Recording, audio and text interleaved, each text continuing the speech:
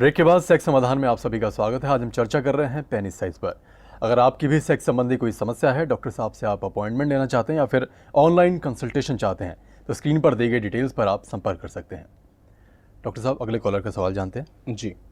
Nitin Sharma, as 22। मेरा question है, क्या गर्भ ठहरने के आरंभिक महीनों में अगर हम संभोग करते हैं तो क्या बच्चे को कोई प्रॉब्लम हो सकती है? डॉक्टर साहब, सनी, अक्सर ऐसा सवाल जो नितिन जी ने पूछा, ऐसा सवाल बहुत लोगों के दिमाग में होता है, मेल और फीमेल दोनों के दिमाग में होता है जी।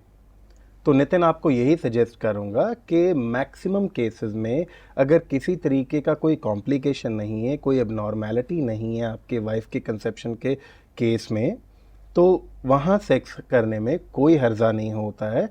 आप आराम से सेक्स कर सकते हैं, नो इश्यूज़ इन दैट, क्योंकि गर्भाशय के अंदर इतना फ्लूइड ऑलरेडी होता है कि आपके सेक्स करने से आपके बच्चे को उससे कोई नुकसान नहीं होता।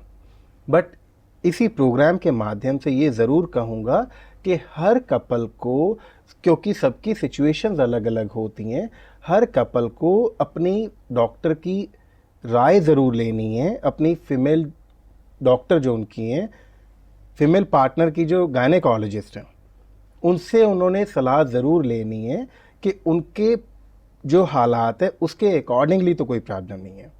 नॉर्मली वाइल प्रेगनेंसी सेक्स करने में कोई दिक्कत नहीं होती है। डॉक्टर साहब, अगले कॉलर की क्या समस्या है, आइए सुनते हैं जी। हेलो, मेरा नाम राहुल है, मैं दिल्ली से हूँ और मैं 28 साल का हूँ। मैं मैरिड हूँ और मैं जब भी अपनी वाइफ के साथ सेक्स करता हूँ तो मैं 4-5 मिनट के अंदर ही डिस्चार्ज हो जाता हूँ। कृपया करके मुझे इस समस्या का समाधान बताइए। डॉक्टर राहुल, आपका जो सवाल है, आपने ये कहा कि आप 4-5 मिनट में एजैकुलेट हो जाते हैं। अब अगर आप इस 4-5 मिनट के अंदर ही फोर प्लेज करते हैं, आप जो टाइम हमें बता रहे हैं, अगर उसमें इंटरकोर्स और फोर प्लेज दोनों इन्वॉल्व हैं, तो मैं ये कहूँगा कि ये टाइम काफ़ी कम है। अगर ये टाइम आपने सिर्फ और सिर्फ इंटरकोर्स के बारे में बताया कि अंदर पेनिट्रेट करने के 4-5 मिनट बाद आप इजैकुलेट होते हैं, फिर आपको कोई प्रॉब्लम नहीं है। बिकॉज मेडिकली भी जब हम कंसीडर करते हैं, कोई भी पेशेंट जब 1 मिनट से ज़्यादा अपनी वाइफ के साथ सेक्स करते हुए इजैकुलेशन को होल्ड कर सकता है, तो वो प्रीमेच्योर इजैकुलेशन का पेशेंट नहीं होता।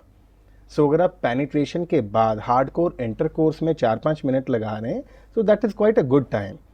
सो there is no need to worry about that. आपको तो कोई समस्या है ही नहीं है अगर आपने सिर्फ इंटरकोर्स का समय बताया है तो। डॉक्टर, आज हम चर्चा कर रहे हैं पेनिस साइज पर। अगर पार्टनर की, फीमेल पार्टनर की अगर हम बात करते हैं, तो क्या उनके लिए भी, उनको सेटिस्फाई करने के लिए भी वाकई साइज मैटर करता है?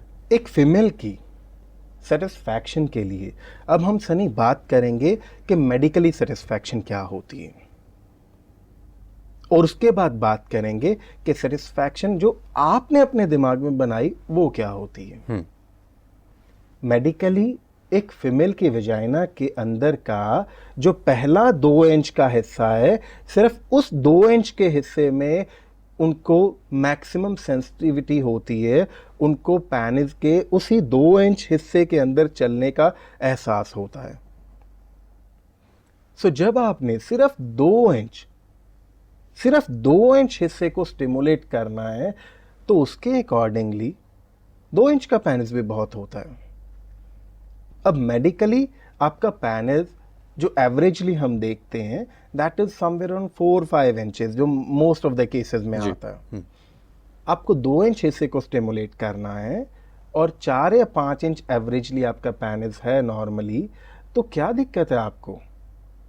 बट कई बार फीमेल्स के भी दिमाग में ऐसा चल रहा होता है कि मुझे वो सेटिस्फेक्शन हुई नहीं, क्योंकि उनकी उम्मीद ये होती है कि सिर्फ ये नहीं, जितना लंबा होगा वजाइना की डेप्थ जितनी है, वो पूरे में शायद सेंसेशन फील होनी चाहिए जी, क्योंकि उनकी अपनी एक्सपेक्टेशन गलत थी। अगर वजाइना की डेप्थ अप्रॉक्सीमेटली 6 इंचेस है और उस 6 इंच में सिर्फ 2 इंच में सेंसिटिविटी फील होती है, बट उनकी एक्सपेक्टेशन होती कि पूरी की पूरी 6 इंच के अंदर उन्हें वो फीलिंग आए। जब वो फीलिंग उन्हें नहीं आ पाती तो दे ऑल्सो स्टार्ट फीलिंग कि शायद उनके पार्टनर का ही पेनिस छोटा है, तभी उन्हें वो आनंद नहीं मिल पाया। उनको तो पहले ही 2 इंच में एहसास हुआ, उसके आगे तो उनको पता भी नहीं लगा कि आगे पेनिस जाता कहाँ तक है। सो ये मिथ्स हैं जिनको लेके not only mails even females भी उलझ रही हैं। उनको भी ये लगता है कि जो सुख हम ढूंढ रहे हैं शायद वो मिल नहीं पा रहा है जी। जबकि ये सब्जेक्ट साइज को लेके, ये सब्जेक्ट बहुत इंपॉर्टेंट है। सब्जेक्ट इसलिए इंपॉर्टेंट है क्योंकि इस सब्जेक्ट को लेके लोग बहुत ज़्यादा परेशान हैं।